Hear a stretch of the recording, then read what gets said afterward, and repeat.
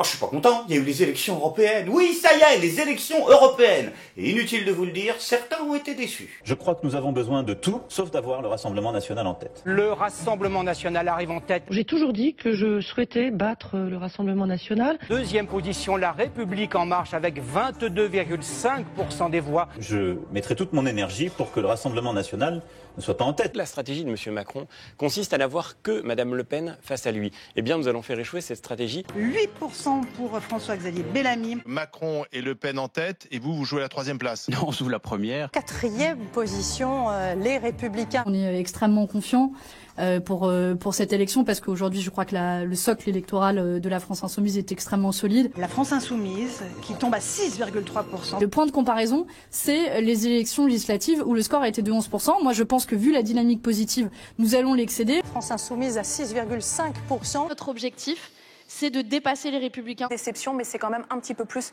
d'élus que lors de l'élection européenne précédente. Quel est pour vous le score que vous souhaitez faire et qu'est-ce que vous pensez justement de ces 2,5% après vos 6% à la présidentielle? Franchement, je suis pas inquiet. Pas d'élus pour Génération de Benoît Hamon. Vous avez dit que vous finirez à 10%. Vous le répétez? Je le répète. Nicolas Dupont-Aignan à 3,5%. Pour les prochaines européennes, vous avez dit « Je menace François-Xavier Bellamy LR.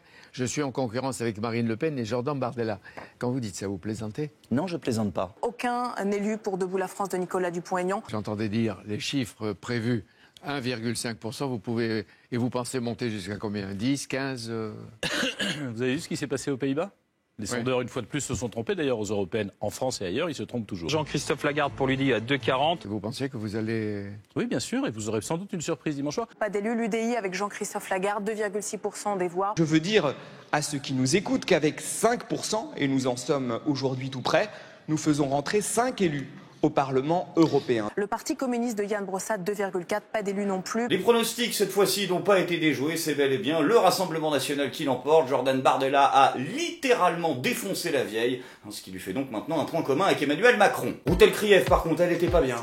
Blanche comme un cul, avec son espèce de chemise rouge pour que tout le monde la remarque, on aura dit Anne Roumanoff. Si quelqu'un a des nouvelles, franchement, je suis inquiet. Alors pour tous ceux que ces résultats auraient profondément déçus, profondément attristés, parce que le candidat de leur cœur n'a pas fait le score qu'ils espéraient à ces élections, je vous donne à tous et à toutes un tout petit tuyau, très rapide, très facile à mettre en place tout de suite comme ça, qui vous remontera instantanément le moral. Il vous suffit de vous dire qu'au même moment, Manuel Valls se prenait probablement l'une des plus grosses branlées électorales de l'histoire de Barcelone en Espagne.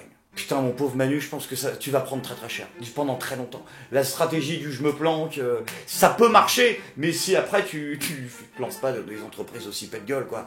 Je veux dire, en plus, si tu nous fais le boulot à moitié, parce que je veux dire, à chaque fois que tu te prends une PLS, t'as déjà fourni les mêmes. Donc le travail est gratuit, on a juste à les ressortir.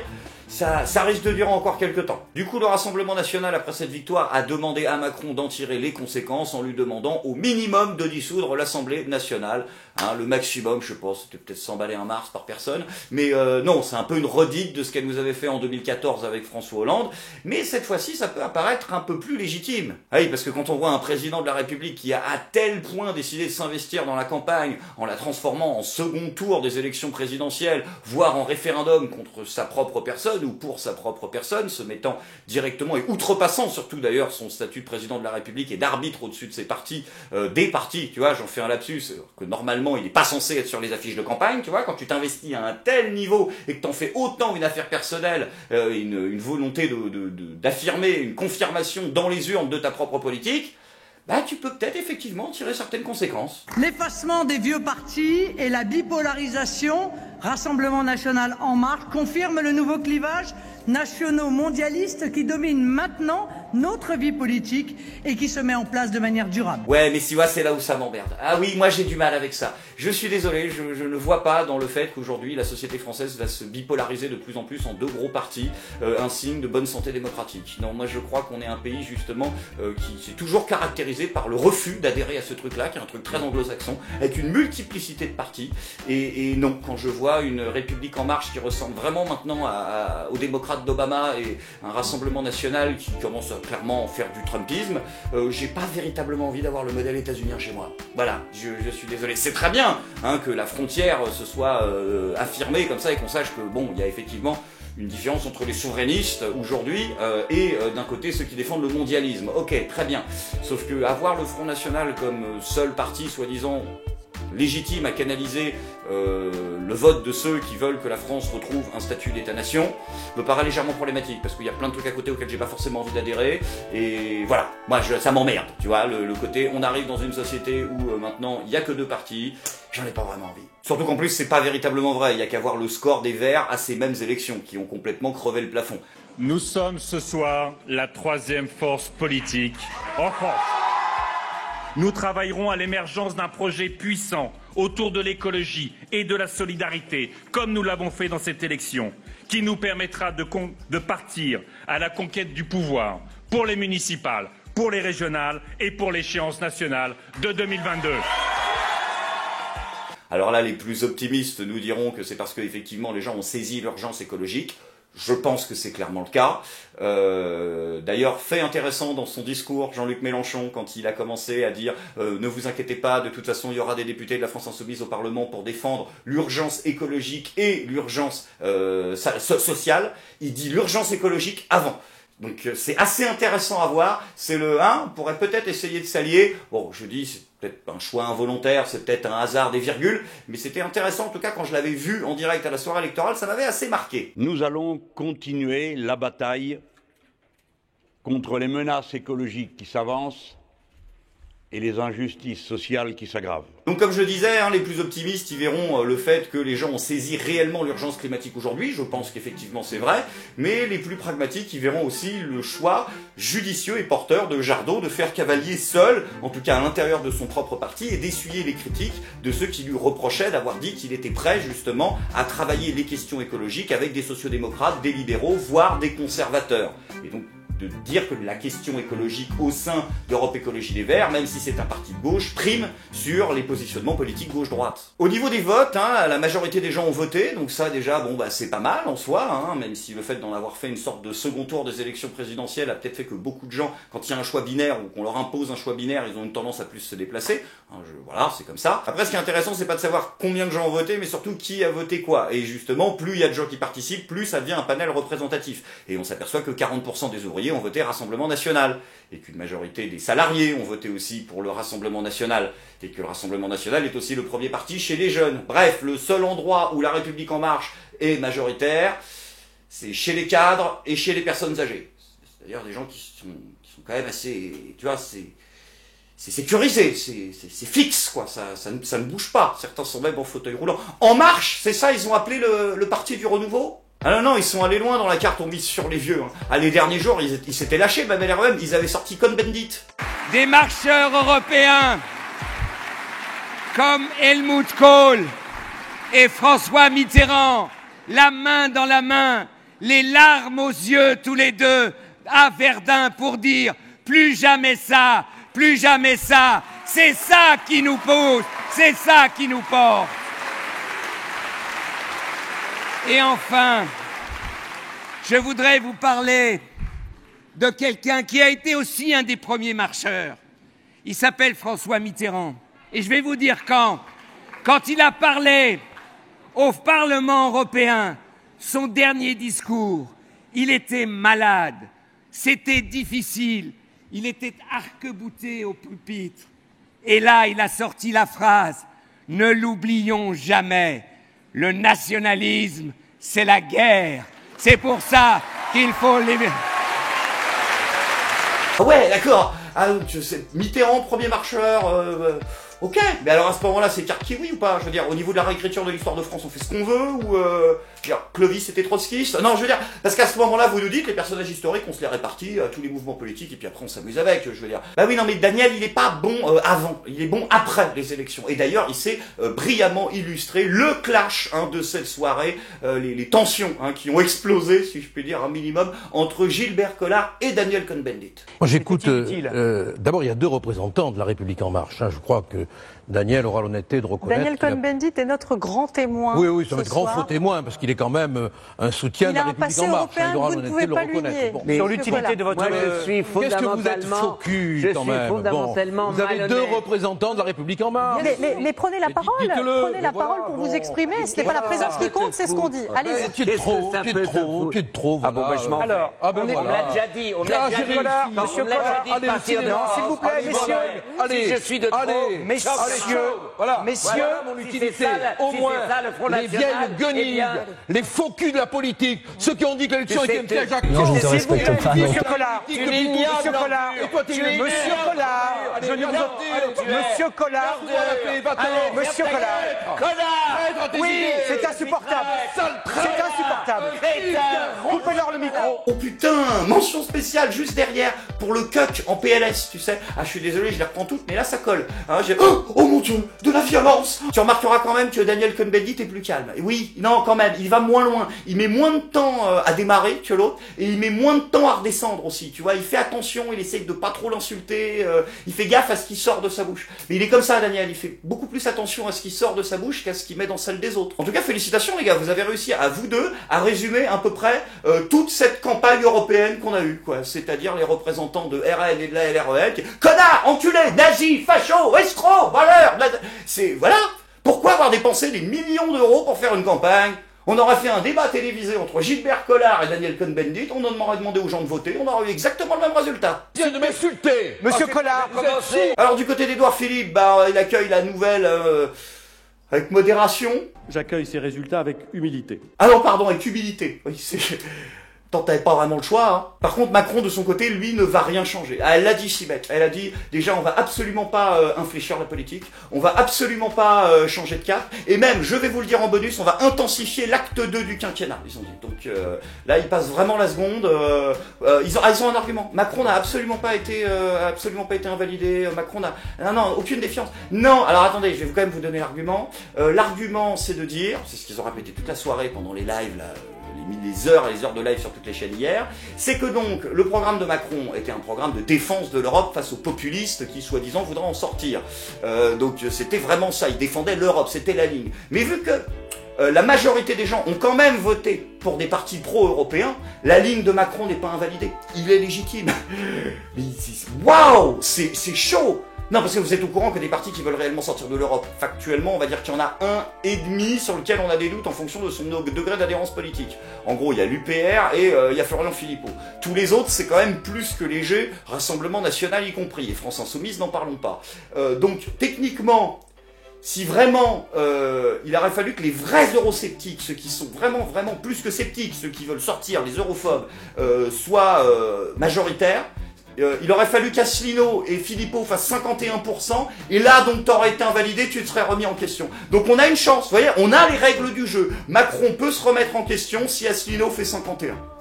Tu vois, bon. Le jeu est un peu dur, c'est un peu le Sekiro de la politique française. Mais si vraiment on s'entraîne, peut-être qu'on peut arriver à faire le score. Mention spéciale pour la PLS que se prend Macron, il avait voulu que les détenus puissent avoir le droit de voter à ces élections. Oui, parce qu'ils ont le droit, bien sûr, c'est pour ça qu'il voulait le faire, certainement pas par électoralisme, et qui vient d'apprendre que malheureusement, non, les prisons françaises ne sont pas remplies de jeunes entrepreneurs en devenir, des jeunes dynamiques, mobiles qui profitent comme dans American History X, tu sais, comme dans le Bronx. Ils lisent des livres en prison, what a nigger, comme ça, tu sais, pour apprendre les penseurs, les poètes, et après ils vont monter une start-up et ils vont réussir pour l'Uncle Sam. Eh ben non, connard, ils ont voté Rassemblement National et en deuxième, ils ont voté Mélenchon. Sinon à gauche, bah, j'ai envie de dire triple humiliation, hein. Elle s'appelle Raphaël Glucksmann, elle s'appelle Benoît Hamon, elle s'appelle Jean-Christophe Cambadélis. Oui, parce qu'ils ont fait venir Jean-Christophe Cambadélis sur les plateaux pour analyser la chute et la décadence de la gauche. Attendez, vous invitez un mec de gauche pour représenter c'est ça la gauche en France. On invite encore Jean-Christophe Cambadélis, putain. Non mais c'est triste, laissez-les mourir. Qu'est-ce que c'est que ça?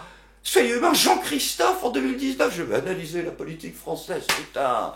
À la conclusion de Jean-Christophe Cambadélis, ben c'est à peu près la même que Macron mais pour la gauche, c'est-à-dire qu'il a dit non, on n'a pas perdu parce que si vous prenez le socialiste, si vous prenez Benoît Hamon, si vous prenez la France Insoumise, que vous prenez les écologistes, et que vous prenez Lutte ouvrière, et que vous prenez le PCF, on est devant la République en marche. Eh ouais. Donc du coup, bah il faut refaire la gauche plurielle en fait.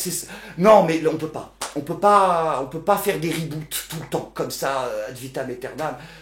Après, c'est vrai que c'est souvent moins décevant que les suites, les reboots. Donc j'ai envie de dire, pourquoi pas? Allez, hein, ils prennent quoi? Ils prennent 3%, ces gens-là, finalement. Donc on les laisse, ces 3% de perdus, mais c'est vrai que ça permet d'alimenter les chroniques et on se marre. Après, attention, Benoît Hamon, il a dit qu'il y avait des graves irrégularités, par contre. Oui, le jeu, il est cheaté. Donc c'est pas normal aussi qu'il ait perdu. Il y a un truc très très bizarre. Parce qu'il a dit, Benoît Hamon, que les bulletins de sa liste étaient absents dans les bureaux de vote d'au moins 6 départements.